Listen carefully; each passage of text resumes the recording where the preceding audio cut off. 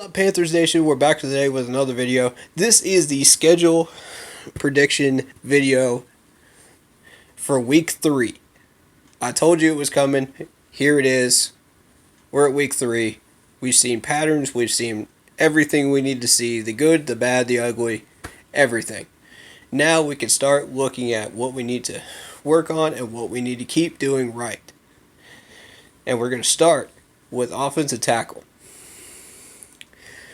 I was looking through the depth chart and I was looking through our roster, and I saw that there were a couple of names I didn't recognize on that roster this week. One of them was a wide receiver that I had not spotted on that roster before, and also there was a offensive tackle I had not seen on that list before either.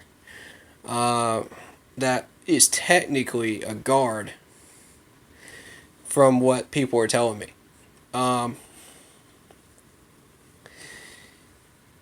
So let's start with the depth chart here.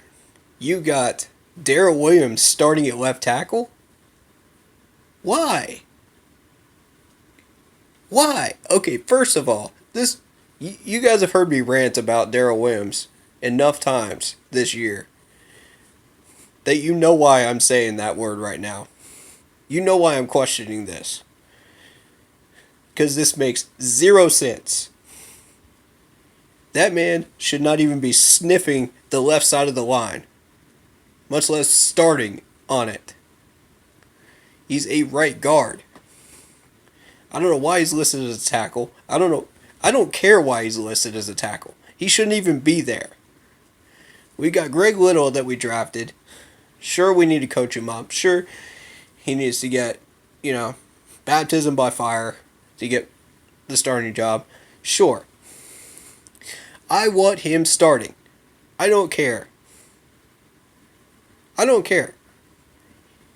He needs to learn on the fly. We had players before that had to learn on the fly that just got drafted. Look at Brian Burns. Look at, Christian McCaffrey got thrown right in there. Cam Newton, when he was drafted, got thrown right in there. So, this makes 0 sense. Why are we not starting Greg Little, who was clearly drafted specifically at left tackle? But that's another rant for another time. But my worst fears are confirmed there. And I think a lot of people's fears are too. If you haven't seen the depth chart, that's what you're looking at on the offensive line. I'm seeing a total of 3 technical offensive tackles and a ton of guards. Why? Ron, what did you do to our offensive line? I'm upset. Over the process of 6 years, this is what our offensive line is degraded to. And I'm frustrated with it.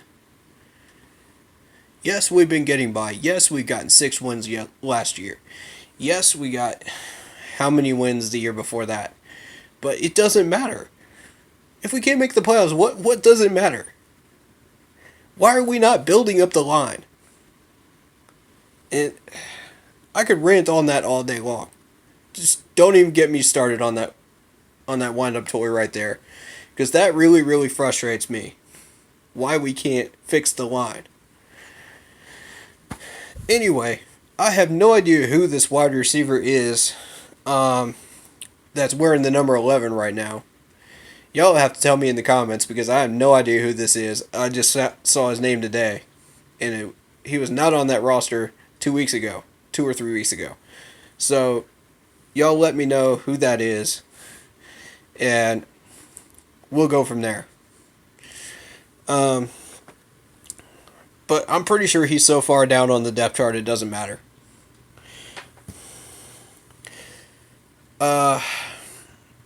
We're going to talk about good problems, bad problems, indifferent problems, everything related to that before we start getting into the schedule prediction itself.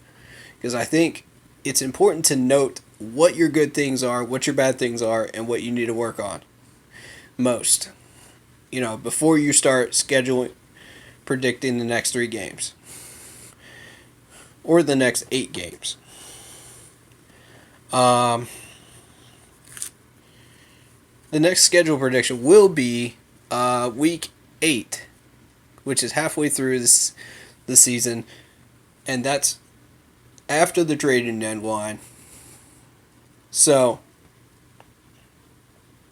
we'll have that video out for you then. But right now, let's take a look at the pluses and minuses of this team right now. Pluses. Greg Olsen is healthy. Christian McCaffrey is doing work. Curtis Samuel is starting to light up the field. That's a good thing. That's a very good thing that you've got all 3 of those guys working together in tandem. Because that's a triple-edged sword. When you got those guys working together well and in chemistry with Kyle Allen, who just got Christianed in there. Well, I shouldn't say that word specifically, but he got thrown into the fire last week with Cam Newton being out. So, with those 4 working together, we should be able to get an offense going. You know, we got some touchdowns last week. You know, we look good. I saw some very, very positive things that I really liked. We had some open receivers. You know, we took care of business. And I will say this. The times that Greg Little was in at left tackle, there was no pressure coming from that side. None. Or very little. And that being said, Kyle had the time to throw it wherever he wanted. And realistically get it to the people that we needed to get it to.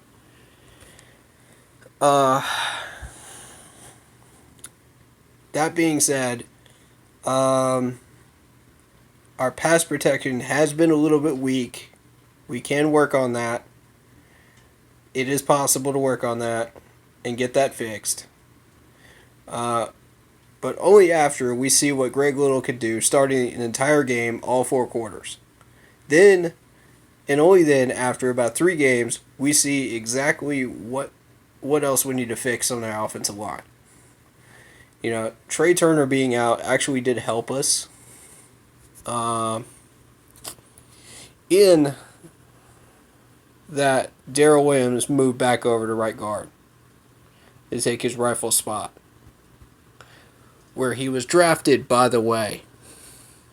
Ron, pay attention. You know, I'm not trying to throw you under the bus, but pay attention, dude. Fix the O-line. Because it is garbage. That being said, we do face J.J. Watt coming up in the next game. And we're talking about the positives and negatives of the offense right now. Defense we'll handle in a minute. But we're facing J.J. Watt next. He does not have his counterpart anymore, which was extremely dangerous and made him even more dangerous to guard against. So my thought is we could double him up and maybe do some 2 tight end sets. Have Ian Thomas come in there and help block. You know, I think with the right plays, we can get that ball out of the quarterback's hands a little quicker, and to receivers that are in short and middle range, that could possibly get us first downs. You know, if you've watched our wide receivers, you put the ball in their hands on a screen play, they're going to get 5 yards once they get accelerated. At least. So, depending on how much coverage is on them. And who is on them specifically. But, if we can get that ball out just a tiny bit quicker and get that ball, get uh, heads up on the pass rush. You know, gain that advantage, get going, and then start moving the chains. I think we'll be okay. We do have some weapons, not enough necessarily, but I think we've got enough to keep it going. Um, so, offensively, we covered that. Now we go to the defense. And we've got Deshaun Watson coming up. We've got DeAndre Hopkins coming up, who are a lethal combination, by the way, when they get going. We can't let them get busy and get combined chemistry wise throughout that game. Otherwise, we're going to be in big trouble. Because if Watson throws that ball anywhere near DeAndre Hopkins, 7 out of 10 times he's going to grab it. Regardless of what the coverage is. He's just that good.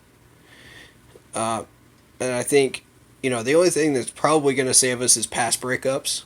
And Bradbury's pretty decent at that lately.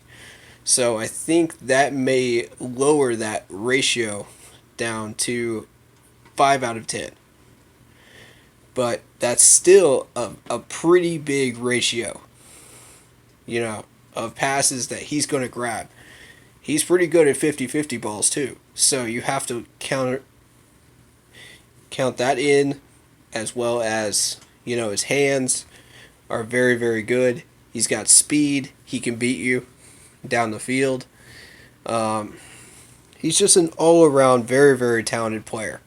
And I think with Bradbury on him, we've got a chance. Now, Watson, this is where our defensive line comes into play. We need the defensive line to close up those gaps, close up the runs, make sure that he or the running backs can't get more than 5 yards. The average should be about 3 to 4. That's what we need to aim for. He's going to get 3 to 4 anyway. He's Watson. So you got to close up the gaps. Just see if you can put a stop to it. Just don't let him get to the sideline. If he gets around the corner, you're in big, big trouble. Even at 95% health.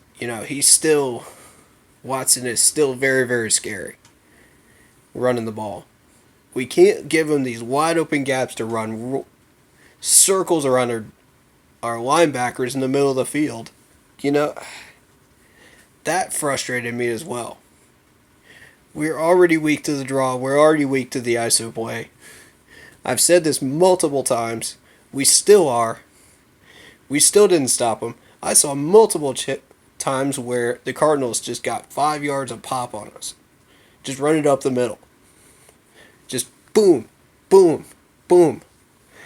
And I'm just thinking, okay, what do we have to do to stop these guys? Because if they establish those 5 yards a carry, just imagine what a decent quarterback like Watson can do behind center with that 5 yard average at running back, how dangerous that could be. And, we need Trey Boston to not take plays off this Sunday. He needs to get on his A game and double up DeAndre Hopkins. Not just lazily tackle him. We're not playing flag football here, Trey. I want to see him tackled to the ground. Make better attempts. Get better angles. Get better footwork. Put some effort into it, Trey. I love you, dude, but put some effort into it. I saw a lot of missed tackles last week. I'm only throwing players under the bus that really deserve to be thrown under the bus. I don't like doing that. I'm going to strictly say that right now. I do not like throwing players under the bus unless they fully deserve it. I like promoting players. I like giving that positive energy. But when I see negativity and misplays, I have to say something. I have to. I mean, it's obligatory at this point. So, Eric Reid's going to be busy trying to cover up everything else. So, what I need Trey Boston to do is double up on Nuke. That's what I need him to do. Do nothing else. Double up on Nuke. That's it. That's your job. That is your job. Cover the deep passes. Because Watson is famous for those deep passes. Everybody else will take care of their own business in the short and medium passes. You can step in on the medium passes and take care of business there, but honestly, I would much prefer that you double up Nuke Hopkins over there. That would give us the best chance of taking him out of plays. We do that, and I think we got a shot. Because our pass rush is pretty decent. And it has been for the past 3 games. We've unsettled all 3 of these quarterbacks going up till now. Made them feel uncomfortable, throw some bad passes. So we've got a chance. We get a chance to do something special here. As long as we don't screw it up. Shaq, I'm counting on you. I'm pointing you out specifically. Because you're the man that needs to close off these running gaps. You're the man that needs to shut down these runs. You're the man that needs to step up his game in order to get better defense and force these quarterbacks to be a one-man show. Either throw it or try to run it up the middle and get stuffed. That's what we need. I realize it's a 3-4 defense. I realize that. But I also realize that you're multi-talented. You're designed to be able to... You've been developed to be able to handle the pass and the run. So, Watson is your responsibility. Keep him in your sights at all times. And I'm not joking about that. Keep him in your sights. Because that man will run circles around you if you don't. I've watched him enough at Clemson, I should know. I've watched him enough in Houston, I should know. We should all know. We've got tape on him. We all have tape on him by now. So, what it comes down to is making sure that we get Watson uncomfortable in the pocket. Then we got a chance. Then and only then do we have a chance at stopping him from moving the chains on second and third down.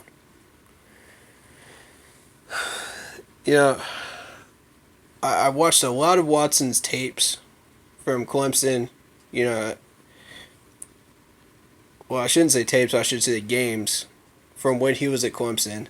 And, he rarely ever got the first down on 1st and 10. Unless he's throwing a dart down the middle of the field in midfield, or he's throwing to an outside corner. You got to watch out for those. Those are very dangerous plays too, and very, very tough to cover.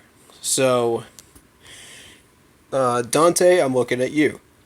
Don't get lazy. Don't get lazy or complacent for a minute, or Watson will keep burning you over and over and over again. It doesn't matter who's out there at wide receiver. It doesn't matter. It could be an average wide receiver. He will still look over there if you get lazy and give him enough room. Do not leave that man alone that you are put on. And you should do fine. So that being said, we have the Texans, we have the Jags, and we have the Bucs in London. Now, Houston is going to be the tough one to win. Although I do believe that we have a slight advantage. With Kyle Allen in the way he was playing last week. But can we count on that play again this week? That's the big question. Can we count on that? And if we can, we've got a chance. If we do everything that I've suggested in this video, we've got a chance. We have a very solid chance of evenly matching them through 4 quarters. It's going to be tough. I'm not going to lie to you. It's going to be a tough game to watch. It really is. Because Houston's going to throw everything in the kitchen sink at us to keep us down in the records. You know, do y'all want another loss on the column? Do you all want to be 1-3? I don't. I don't want to see that. What? I have no idea what these players do to motivate themselves for these games. I have no idea what fires them up. But we need to rediscover that passion and reignite the flame in order to get these next 2 games before the bye week. And the bye week will do a lot in the form of healing up Trey Turner. It'll do a lot in the form of helping us out with game tapes. And I encourage every player, not just Luke, to heavily study those game tapes, especially against Watson. Because you'll learn so much more than just going through the workouts and going through all the practices, and just blah, blah, blah. This is the routine for the week. Get out of your box, man. Get out of your box and learn. Study that playbook just an hour more, Devote that time. It'll be worth it. I promise you. Even if it's an hour more a day or a half an hour more a day, focus on that playbook because you'll see something in those playbooks, I promise you, that you didn't see before. Or you'll see something in that game tape that you didn't see before. I understand these players have routines and stuff, but, stretch it out a little bit. Push a little bit more. And let's see what we can come up with. Present it to the coaches, present it to Norv, present it to Ron, and we'll see what we can do with it, We'll see what they do with it,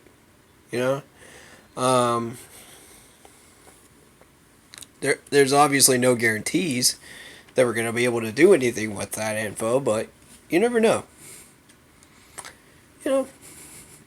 Luke is a master at finding stuff in the film room and in the playbooks.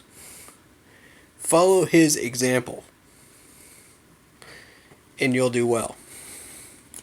I promise you. There's a reason that man had a headset on when he was out during games. There's a reason why he was able to hear everything and took notes on everything. He knew exactly what to look for. He knew exactly where it was going to come, what they were going to do, even before that ball snapped.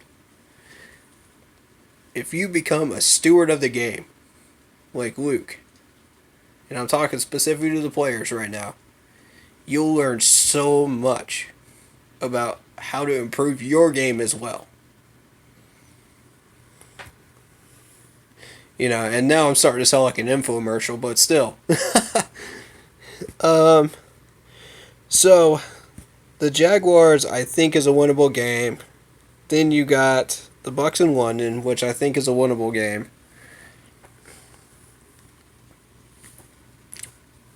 You got the bye week to heal up. And then you got the 49ers, which should be an easy win. If we played like we played against Arizona. And that's not counting all the improvements that we're going to make going forward. So, that being considered, week 8, that's where I'll have the next uh, prediction video. I'm not going to predict what our win and loss totals, but I'm just going to predict those next few games here. I'm going to say the Texans game is a huge question mark. That's going to determine how the next 3 go. If we beat the Texans, I say win, win, win. That's what I say right now. If we beat the Texans. But we got to beat the Texans. I'm definitely calling a win over the Niners, regardless of what happens. I think, the Niners just are not built right now. They have nothing, and they don't really have an identity at the moment. Don't let that record fool you.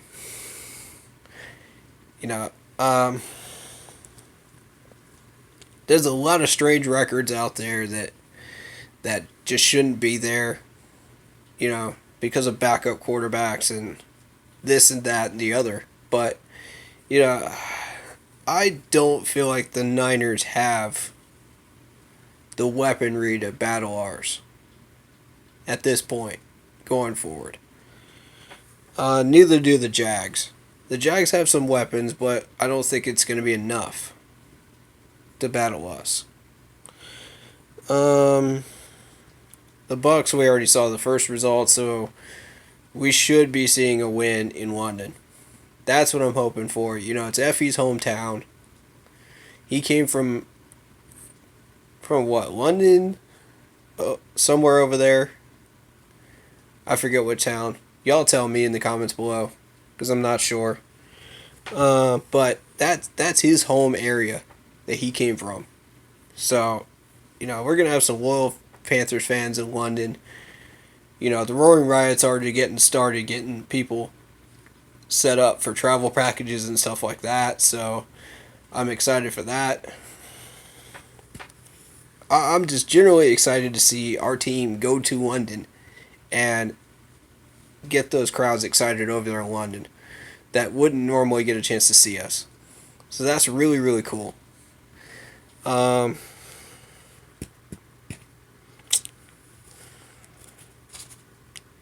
I think at this point,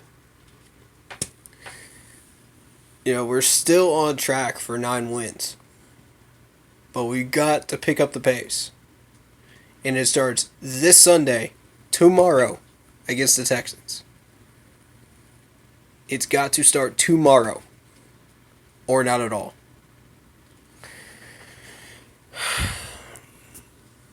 And I have some thoughts on what I think we should do going forward. Draft-wise, I think that we should... Well, let me start off by saying I'm not sure that Dontari Poe is going to be able to handle that many more years out there at defensive tackle. I think he's a little bit washed up. I think, let him run his contract out, and we'll go from there. I think 2020 draft, we go for a left tackle. We go for a running back to back up McCaffrey. I think we go defensive tackle as well. But the primary focus should be offensive line. Tackles specifically. We have enough of everything else, I feel like.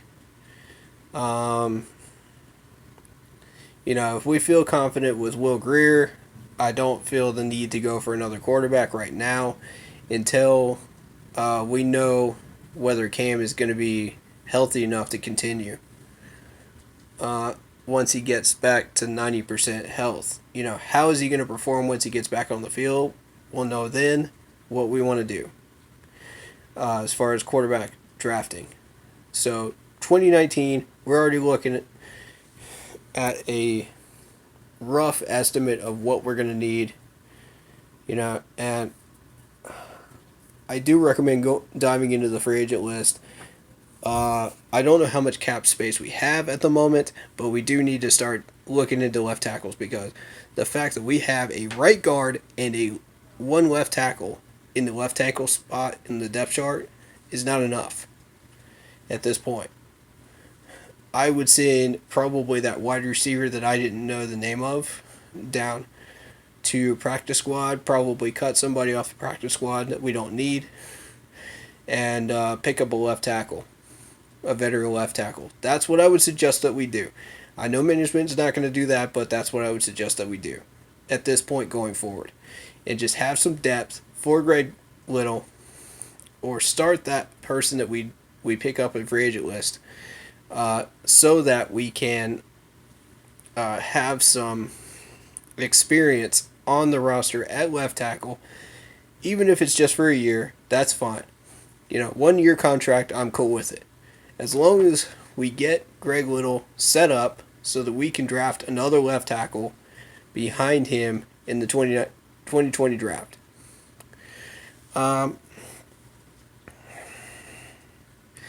That's the veteran leadership I would like to see us go after. Not another quarterback. We don't need that. I'd like to see us go after a free safety. Maybe have some backup for Trey Boston in case he starts not getting it done. He's a great, adequate guy for our backups, for our secondary, and he knows our system, which is good, but he's a fill-in, I feel like, for the next 3 years until we can get somebody better through the draft and we can train him up. So I think, put Trey Boston on a 2 to 3 year contract. Train him up. Train up the drafted free safety.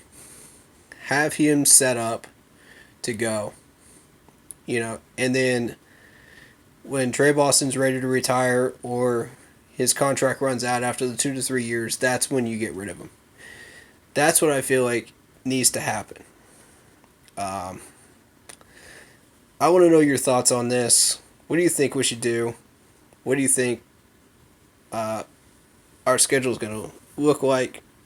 Wins and losses wise after this? What are we going to do with Cam Newton once he's healthy and either playing well or not? And what are your thoughts on the offensive line and how Ron is handling it?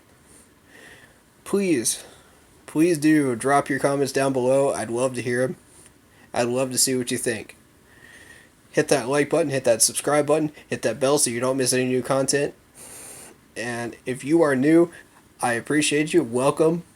And hopefully you go check out some older videos.